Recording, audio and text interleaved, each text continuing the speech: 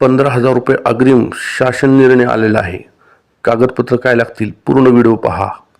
महात्मा गांधी राष्ट्रीय ग्रामीण रोजगार हमी योजनेअंतर्गत 1 जून ते 30 सप्टेंबर 2025 दरम्यान अतिवृष्टी पूर परिस्थितीमुळे खचलेल्या व बुजलेल्या सिंचन विहिरीच्या दुरुस्तीच्या कामाकरिता अर्थसहाय्य योजना शासन निर्णय 2025 प्रश्न क्रमांक 79 महाराष्ट्र ग्रामीण रोजगार 5 दिनांक 13 ऑक्टोबर।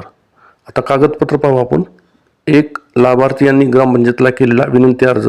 2 लाभार्थी यांचा सातबारा मध्ये विहिरीची स्वतःच्या नावावर नोंद असणे आवश्यक। डिजिटल सातबारा चालतो। ग्राम महसूल अधिकारी म्हणजे तलाठी, सहाय्यक कृषी अधिकारी म्हणजे कृषी सहाय्यक, ग्रामपंचायत अधिकारी म्हणजे ग्रामसेवक यांचा पंचनामा। खचलेल्या सिंचन विहिरीचा नोट कॅमवर फोटो घ्यायचा आहे। 5 आधार कार्ड व जॉब कार्ड, राष्ट्रीयकृत बँकेची पासबुकची छायाप्रत, इतर योजनेमधून लाभ न घेतल्याबाबत स्वयं घोषणापत्र, तांत्रिक अधिकारी PTO यांचा स्थळ पाहणी अहवाल, सिंचन विहिरी दुरुस्तीचे काम पूर्ण करण्याबाबत लाभार्थी यांची हमीपत्र इतकी आपल्याला कागदपत्र लागतील।